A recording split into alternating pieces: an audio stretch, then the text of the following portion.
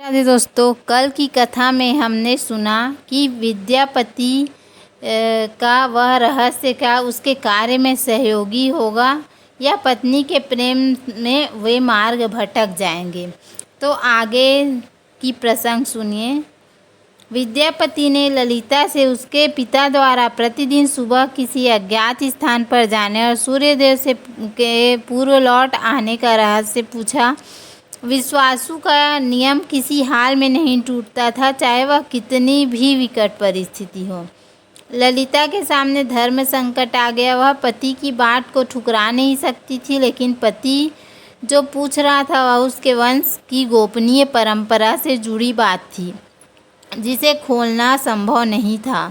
ललिता ने कहा, स्वामी, यह हमारे कुल का रहस्य है जिसे किसी के सामने खोला नहीं जा सकता, परंतु आप मेरे पति हैं और मैं आपको कुल का पुरुष मानते हुए जितना संभव है उतना बताती हूँ। यहाँ से कुछ दूरी पर एक गुफा है जिसके अंदर हमारे कुल देवता है। उनकी पूजा हमारे सभी पूर्वज करते आए हैं। यह पूजा निर्बाध चलनी चाहिए। उसी पूजा के लिए पिताजी रोज़ सुबह नियमित रूप से जाते हैं। विद्यापति ने ललिता से कहा कि वह भी उनके कुल देवता का दर्शन करना चाहता है। ललिता बोली, यह संभव नहीं, हमारे कुल देवता के बारे में किसी को जानने की इच्छा है। यह सुनकर मेरे पिता क्रोधित हो जाएंगे। विद्यापति की उत्सुकता बढ़ रही थी। वह तरह तरह से ललिता के अपने प्रेम की शपथ देकर उसे मनाने लगे। आखिरकार ललिता ने कहा कि वह अपने पिताजी से विनती करेगी कि वह आपको देवता के दर्शन करा दें। ललिता ने पिता से सारी बात कही। वह क्रोधित हो गए। ललिता ने जब यह कहा कि मैं आपकी अकेली संतान हूँ, आपके बाद देवता के पूजा का दायित्व तो मेरा होगा, इसलिए मेरे पति का यह अधिकार बनता है, क्योंकि आगे उसे ही पूजा करना होगा। विश्वासु इस तर्क के आगे झुक गए। वह बोले, गुफा के दर्शन किसी को भी तभी कराए जा सकते हैं जब भगवान की पूजा का दायित्व अपने हाथ में ले। विद्यापति ने दायित्व स्वीकार किया तो विश्वासु देवता के दर्शन कराने को राजी हुए। दूसरे दिन सूर्योदय से पूर्व विद्यापति की आंखों में पट्टी बांधकर विश्वासु उनकी दाहिना हाथ पकड़कर गुफा की तरफ निकले। विद्यापति ने मुट्ठी में सरसों रख लिया था, जिसे रास्ते में छोड़ते हुए गुफा के पास पहुंचकर विश्वासु रुके और गुफा के पास पहुंच गए। विश्वासु ने विद्यापति के आंखों की काली पट्टी खोल दी। उस गुफा में नीले रंग का प्रकाश चमक उठा। हाथों में मुरली लिए भगवान श्री कृष्ण का रूप विद्यापति को दिखाई दिया।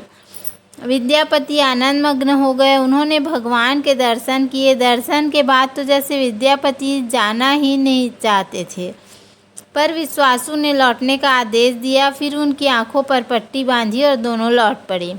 लौटने पर ललिता ने विद्यापति से पूछा। विद्यापति ने गुफा में दिखे अलौकिक दृश्य के बारे में पत्नी को बताना भी उससे उचित नहीं समझा।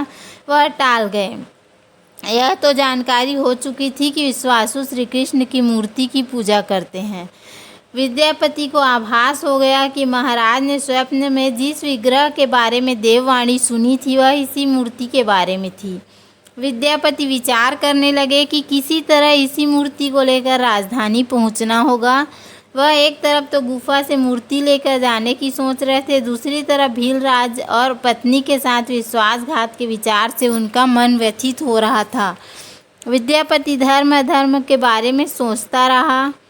फिर विचार आया कि यदि विश्वासु ने सचमुच उस पर विश्वास किया होता तो आंखों पर पट्टी बांधकर गुफा तक नहीं ले जाता, इसलिए उसके गुफा साथ विश्वासघात का प्रश्न नहीं उठता।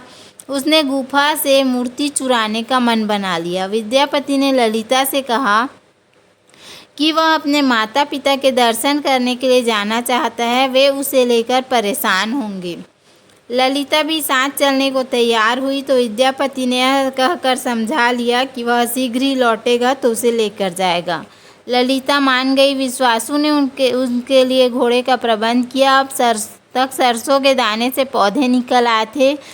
उनको देखता विद्यापति गुफा तक पहुंच गया। उसने भगवान की स्तुति की और क्षमा प्रार्थना के बाद उनकी मूर्ति उठाकर झोले में रख ली।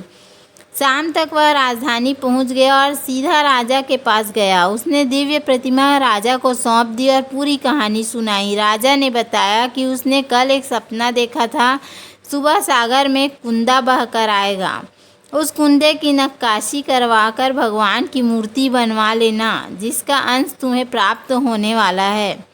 वह भगवान श्री विष्णु का स्वरूप होगा। तुम जिस मूर्ति को लाए हो वह भी भगवान विष्णु का अंश है।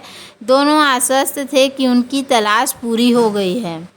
राजा ने कहा कि जब भगवान द्वारा भेजी लकड़ी से हम इस प्रतिमा का बड़ा स्वरूप बनवा लेंगे, तब तुम अपने ससुर से मिलकर उन्हें मूर्ति वापस कर देना। उनके कुल देवता का इतना बड़ा विग्रह एक भव्य मंदिर में स्थापित देखकर उन्हें खुशी होगी। दूसरे दिन सूर्योदय से पूर्व राजा विद्यापति तथा मंत्रियों को लेकर सागर तट पर पहुंचा। स्वप्न के अनुसार एक बड़ा कुंदा पानी में बहकर आ रहा था। सभी उसे देखकर प्रसन्न हुए। 10 नावों में बैठकर राजा के सेवक उस कुंदे को खींचने पहुँचे। मोटी मोटी रस्सियों से कुंदे को बांधकर खींचा जाने लगा, लेकिन कुंदा टस से मस नहीं हुआ और लोग भेजे गए, लेकिन सैकड़ों लोग नावों का प्रयोग करके भी कुंदे को हिलाया तक नहीं जा सका। राजा का मन उदास हो गया। सेनापति ने एक लंबी सेना को कुंदे खींचने के लिए भेज दी। सारे सागर के सैनिक नजर आ रहे थे, लेकिन सभी मिलकर कुंदे को अपने स्थान से हिला तक न सके। सुबह से रात हो गई। अचानक राजा ने काम रोकने का आदेश दे दिया। उसने विद्यापति को अकेले में ले जाकर कहा कि वह समस्या का कारण जान गया है। राजा के चेहरे पर संतोष के भाव थे। राजा ने विद्यापति को गोपनीय रूप से कहीं चलने की बात कही। राजा इंद्रद्युम्न ने कहा कि अब भगवान का विग्रह बन जाएगा, बस एक काम करना होगा। भगवान श्री कृष्ण ने राजा को ऐसा क्या संकेत दे दिया था कि उसकी सारी परेशानी समाप्त हो गई। यह प्रसंग हम कल सुनेंगे। तो उम्मीद है आपको हमारे द्वारा कही गई कथा पसंद आई होगी। यदि हमारा वीडियो पसंद आए तो वीडियो को लाइक, शेयर और सब्सक्राइब